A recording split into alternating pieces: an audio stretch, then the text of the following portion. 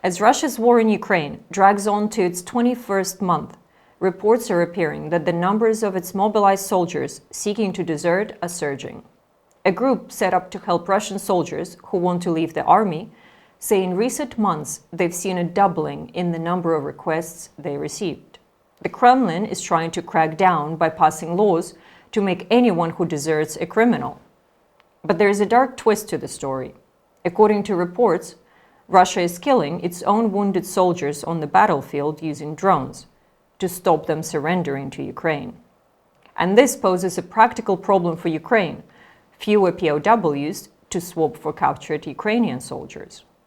I'm Anya Korzun at Kyiv Post. Subscribe to our channel for regular updates, exclusive interviews, and more explainers.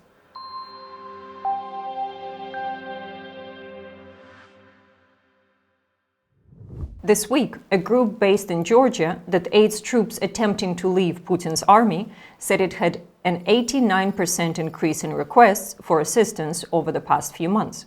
Idite lesam, which translates as "go through the forest," said that between June and August it had received 305 requests, but between September and November this number has almost doubled. The group's founder, Grigory Sverdlin, said that most requests had come from those who had been wounded and treated in hospital, but then told to return to the front line. So, what's causing the spike? As well as the record losses being suffered by Russia's army right now, those serving the Kremlin on the front lines are being forced to fight for months on end with no prospect of being rotated. A number of videos have emerged of Russian troops complaining about their conditions and pleading for respite. Last month, one group said that only 50 people remained from their original 3 companies, and their incompetent commander was planning on sending them on what they said would be a suicide mission.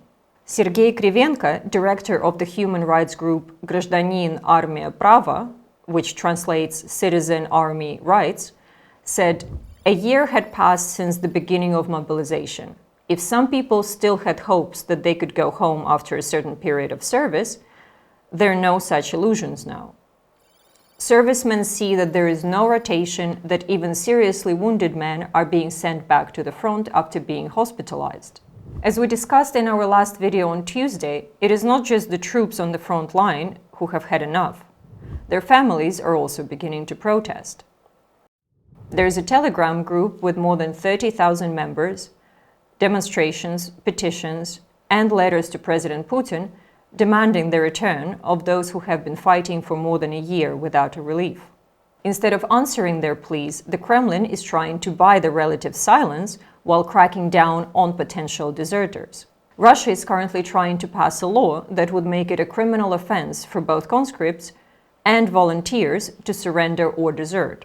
And according to reports, they're also taking far more drastic measures. Ukrainian officials have claimed that Russian forces are killing their own troops using drones so they can't be captured by Ukraine.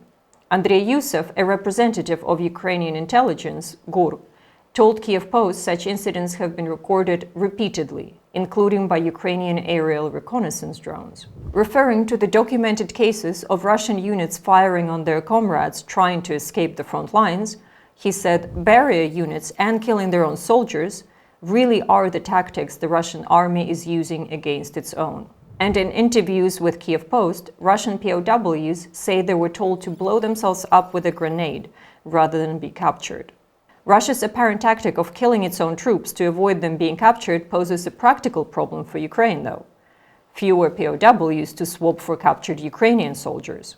Yusuf added, no matter how much we hate the Russian occupiers and invaders, of course, replenishing Russian prisoners in Ukrainian captivity is also important to speed up the return of our own defenders from Russian captivity. But despite the surge in desertion and the growing discontent back home, for now, it's still just a blip in the overall numbers of men serving in Russia's armed forces. Last week, Putin signed a decree boosting troop numbers by 170,000, and Russia appears to still have enough men willing to throw their lives away in what have become known as meat assaults on Ukrainian positions.